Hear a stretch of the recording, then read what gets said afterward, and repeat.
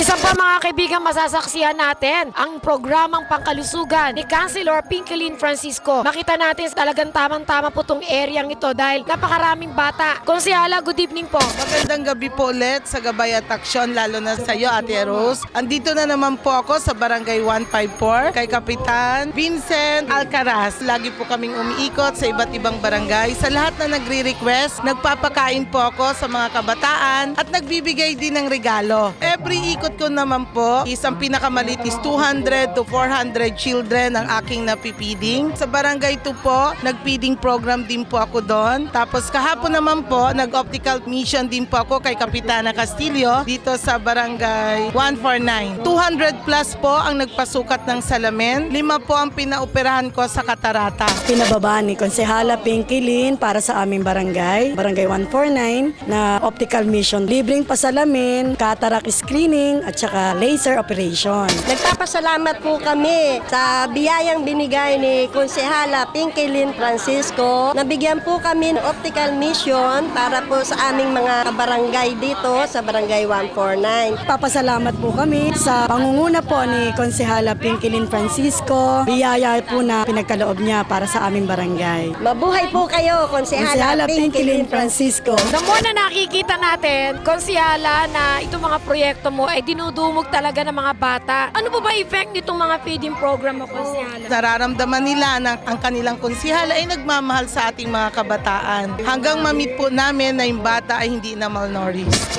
Tulog naman sa mga tao na minsan nahikaos. Napasalamat kami sa buong puso ang mga grupo, pati ang aming mga opisyalis, ang Barangay 154 Pasay Ating Damayan Incorporated kay Konsehala Pinkelin Francisco. Babalik pa po ako para mag-optical mission at babalik pa rin po ako para sa iba't ibang programang ibababa ko sa kanilang lahat. Ang nire-request po dito sa akin ng mga residente ay ibalik ko muli ang optical mission sa kanilang lugar. Kaya po meron na rin po akong flu vaccine pero mas gusto daw nila ang optical mission. Asahan po ninyo si Konsehala Pinky Francisco, unlad at serbisyo po ang hatid ko po sa inyo.